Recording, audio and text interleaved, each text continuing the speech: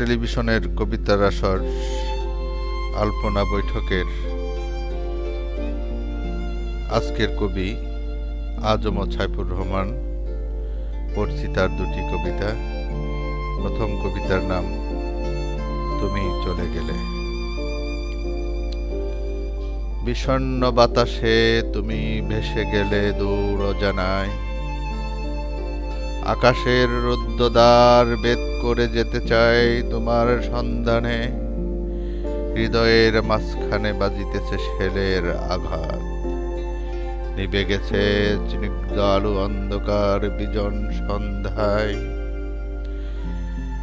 কেবল ঘুমাতে চাই যদি তুমি আসো স্বপ্নে গানে গানে, নিঃশ্বাসে প্রশ্বাসে যদি ছোঁয়া পাই প্রণয় প্রপাতে।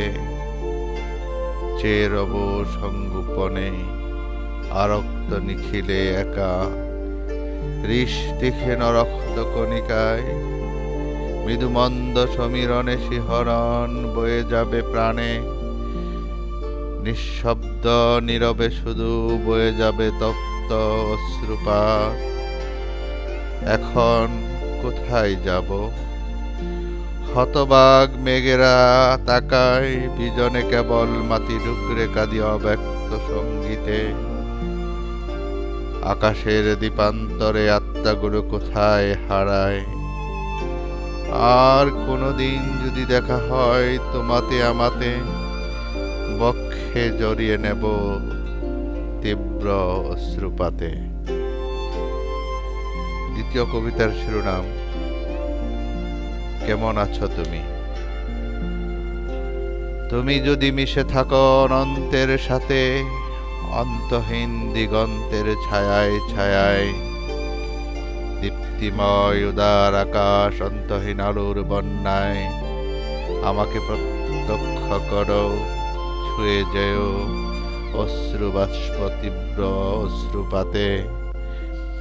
আমার শিয়রে বসে গান গেও, স্বপ্নে যেন সেই গান শুনি। তোমাকে দেখতে চাই প্রতিদিন স্বপ্নগুলি বুনি। আমার ইচ্ছে করে তোমার জগতে ভাসি রৌদ্রময়ী রাতে। জানি না কোথায় তুমি রয়েছ কেমন, আমার স্বপ্নগুলো সত্যি কিনা দ্যুতিময় আলোক সম্পাতে।